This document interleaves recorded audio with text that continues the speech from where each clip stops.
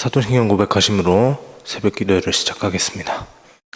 전능하사 천지를 만드신 하나님 아버지를 내가 믿사오며 그 외아들 우리 주 예수 그리스도를 믿사오니 이는 성령으로 잉태하사 동정녀 마리아에게 나시고 본디오 빌라도에게 고난을 받으사 십자가에 못 박혀 죽으시고 장사한 지 사흘 만에 죽은 자 가운데서 다시 살아나시며 하늘에 오르사 전능하신 하나님 우편에 앉아 계시다가 저리로서 산 자와 죽은 자를 심판하러 오시리라. 성령을 믿사오며 거룩한 공회와 성도가 서로 교통하는 것과 죄를 사하여 주시는 것과 몸이 다시 사는 것과 영원히 사는 것을 믿사옵나이다. 아멘. 찬송가 313장 찬양하겠습니다. 313장입니다.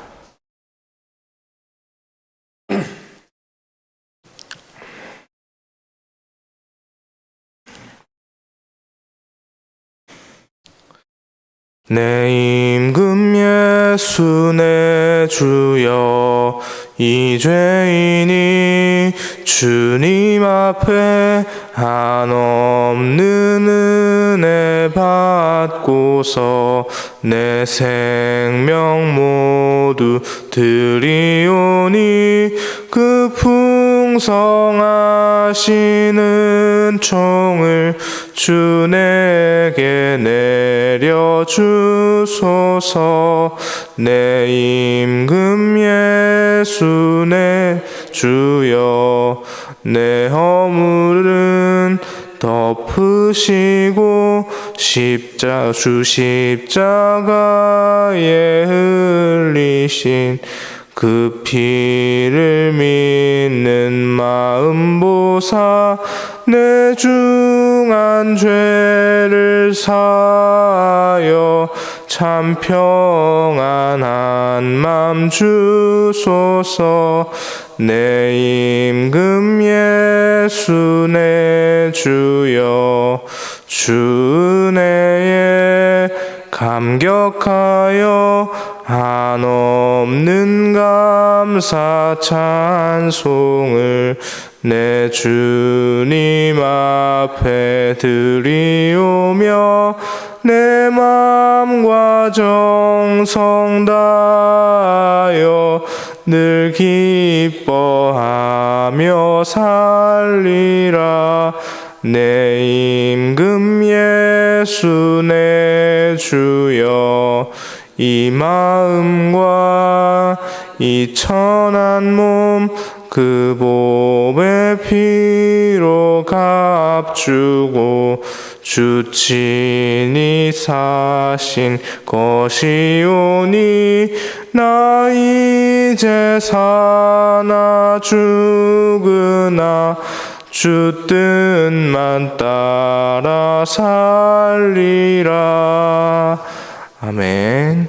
시간에 함께 보실 하나님의 말씀은 열왕기상 11장 29절에서 40절까지 말씀입니다. 열왕기상 11장 29절에서 40절까지 말씀 함께 보겠습니다.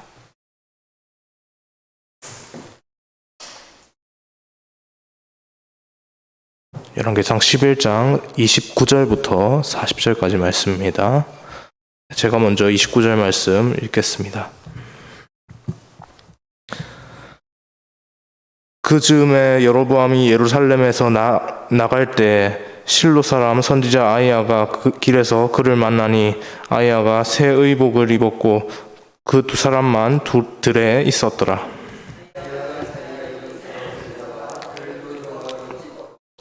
여로보암에게 이르되 너는 10조각을 가지라. 이스라엘의 하나님 여호와의 말씀이 내가 이 나라를 솔로몬의 손에서 찢어 빼앗아 10지파를 내게 주고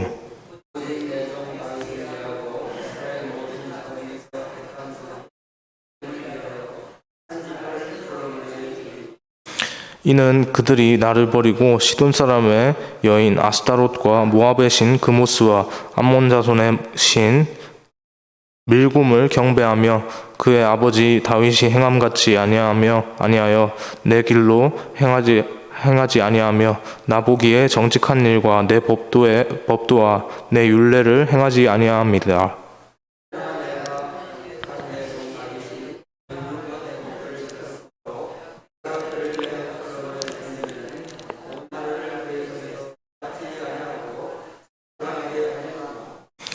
내가 그의 아들의 손에서 나라를 빼앗아 그 열 지파를 내게 줄 것이요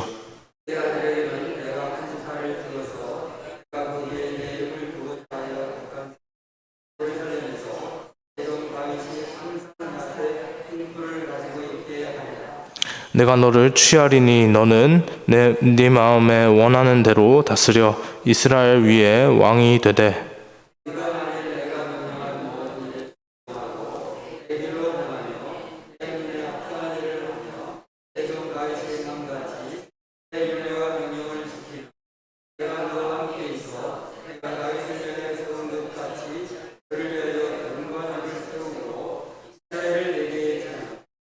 내가 이로 말미암아 다윗의 자손을 괴롭게 할 것이나 영원히 하지는 아니하리라 하셨느니라 한지라.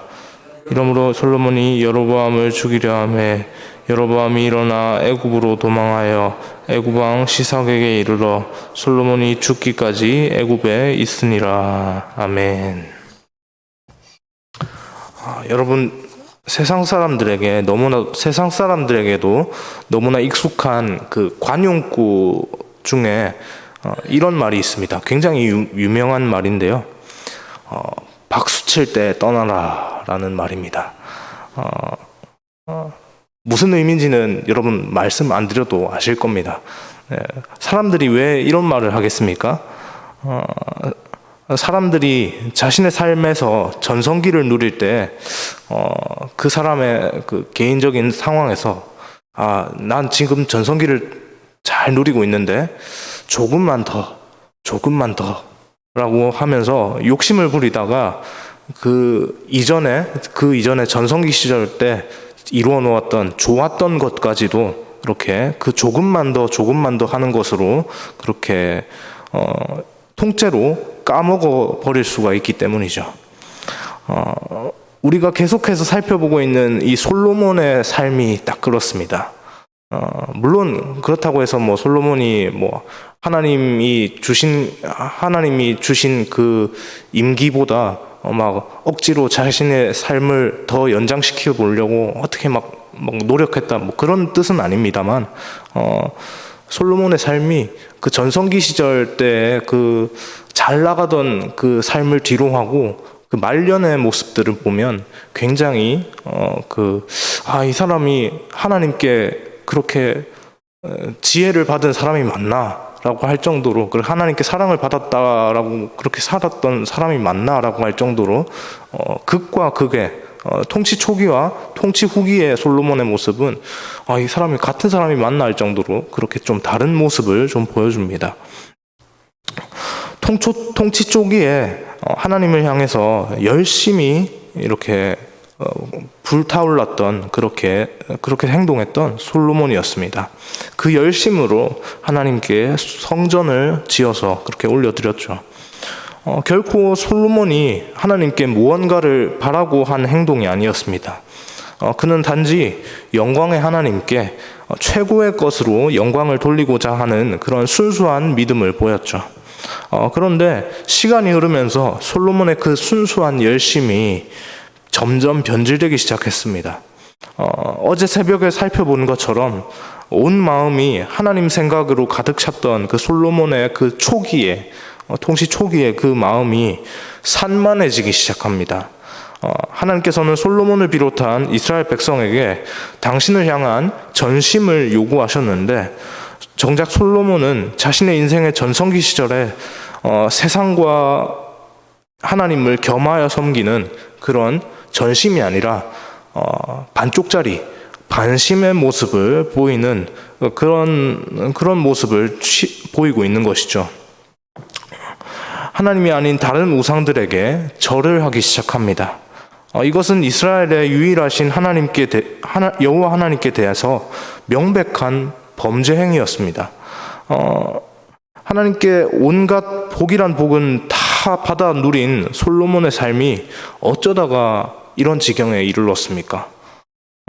하나님께서 금하셨던 이방 여인들과의 결혼 때문이었죠. 하나님께서는 솔로몬의 범죄에 대해서 결코 가벼이 여기지 않으셨습니다.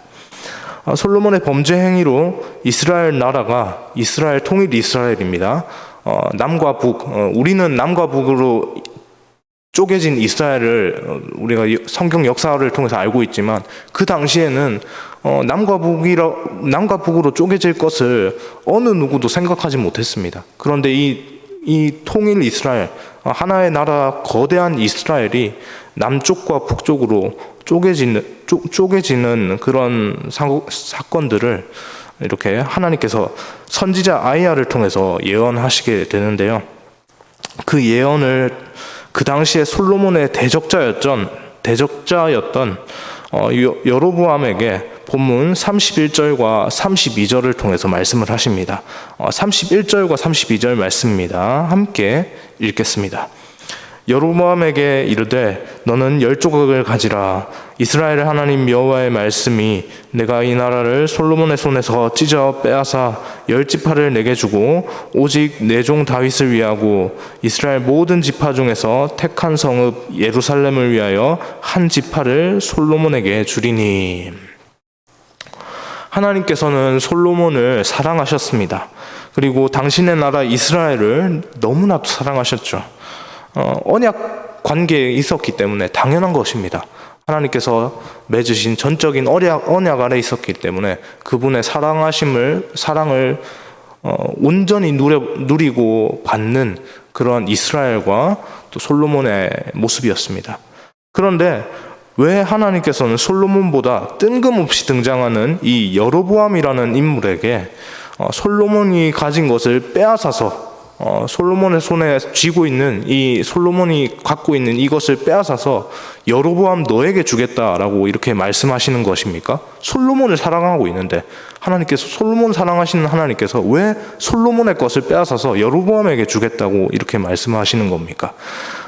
이스라엘과 솔로몬을 사랑하셨던 하나님께서는 다윗 언약을 통해서 그 나라 이스라엘이 결코 무너지지 않을 것이라고 분명히 약속하셨습니다.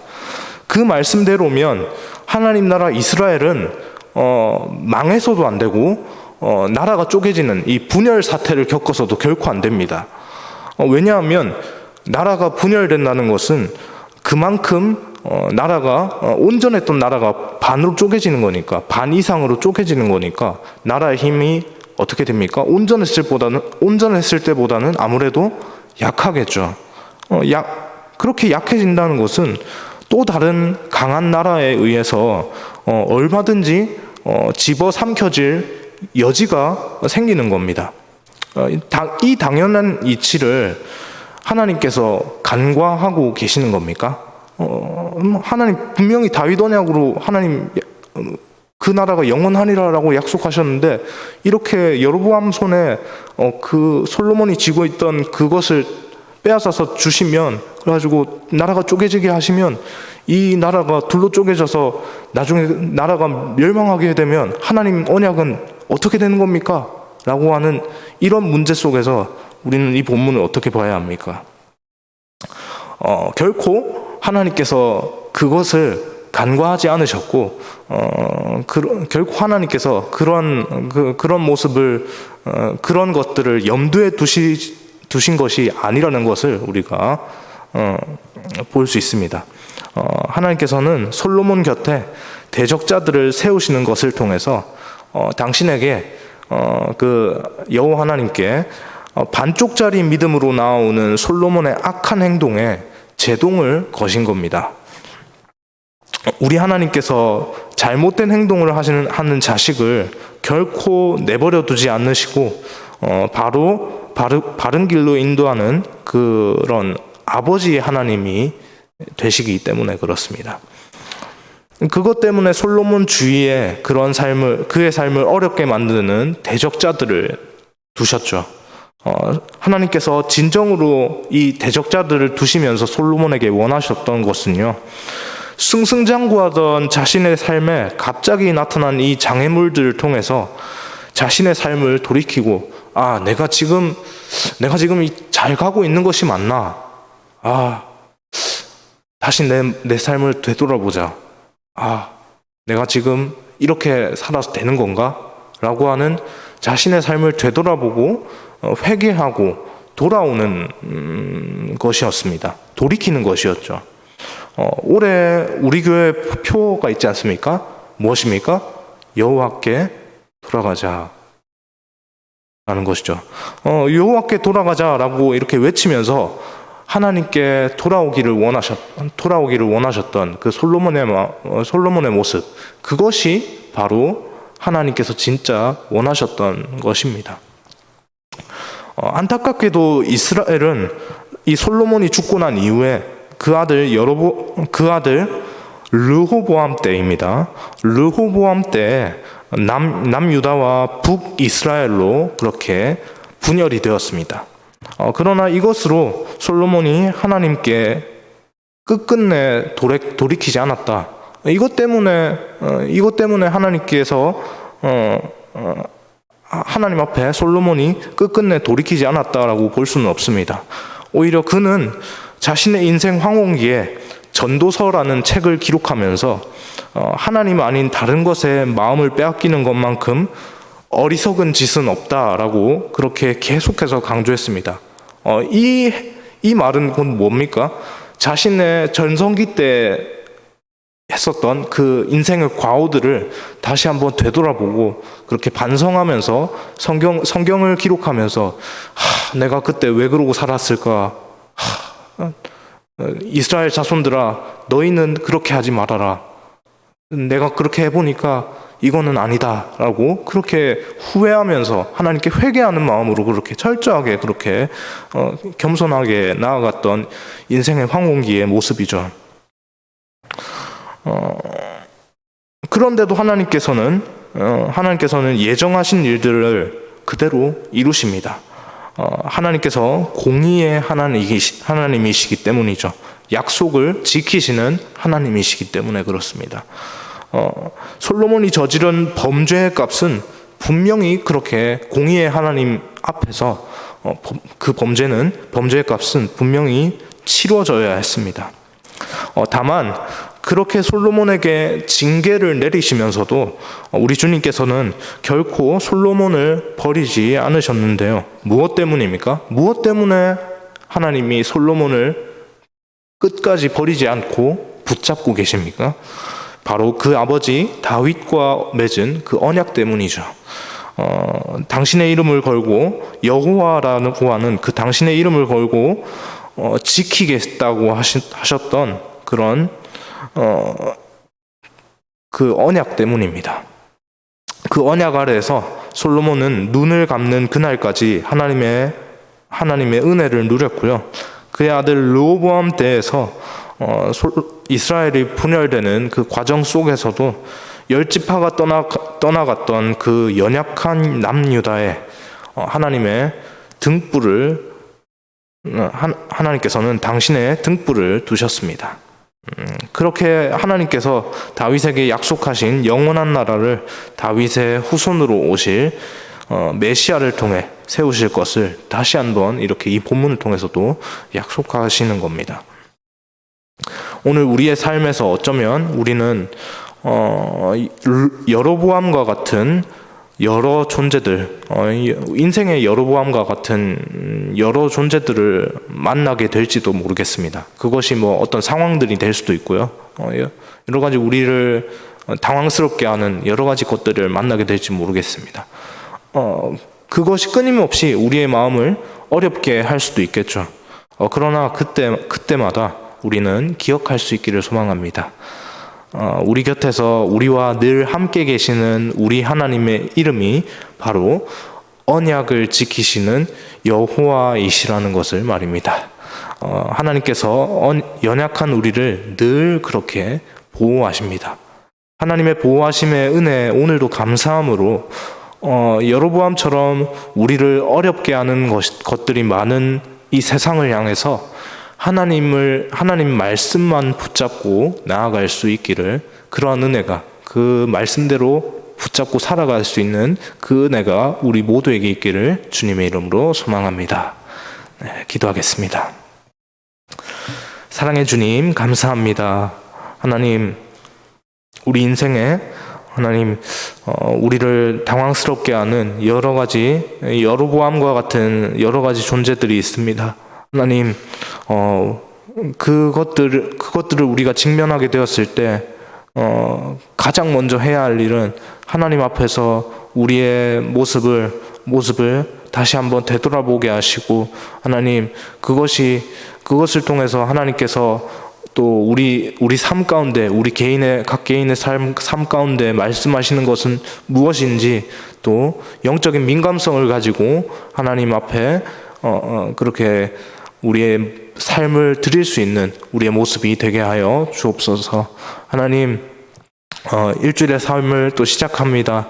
이 시작되는 일주일의 삶 가운데서도 하나님, 온전히 하나님만 영광 받으시는 시간이 되게 하여 주옵소서. 우리의 삶의 모든 순간순간을 통해서 온전히 찬양 받으시고 높임 받으시고 영광 받으신 하나님께서 그렇게 홀로 영광 받으시는 그러한 시간들이 우리의 삶 가운데 있게 하여 주옵소서.